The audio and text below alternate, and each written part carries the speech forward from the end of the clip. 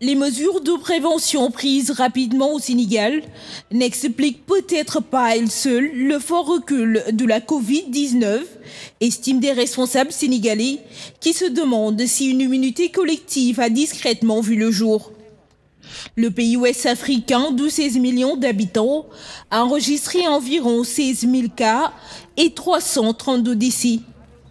Seule une poignée de malades sont en soins intensifs selon le ministère de la Santé.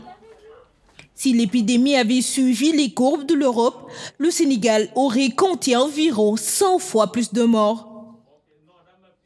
Très tôt, depuis le sommet de l'État, au personnel de santé, il y a eu des stratégies qui ont été très rapidement mises en place en termes de capacité de prise en charge, de détection rapide, d'avoir des tests de laboratoire dans les 24 heures, de pouvoir isoler les contacts, de pouvoir développer des centres de prise en charge, mais également cette activité de communication avec les populations qui, même si maintenant on constate un relâchement, ou à un moment vraiment se sont impliqués dans les mesures barrières.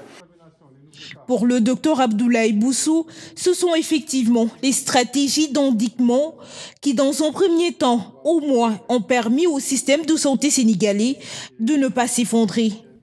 Mais depuis, une fatigue s'est installée et plus grand monde ne porte le masque. Oui, c'est un peu le revers des résultats que nous avons parce que les populations pensent que la maladie est finie. Aujourd'hui, on voit ce qui se passe en Europe, aux États-Unis avec cette fameuse deuxième vague pour laquelle nous ne pouvons pas dire que ça ne nous arrivera pas. Donc nous continuons à insister auprès des populations dans nos communications pour le respect de ces mesures barrières. À la date du 27 novembre, le Sénégal compte 79 patients atteints de coronavirus sous traitement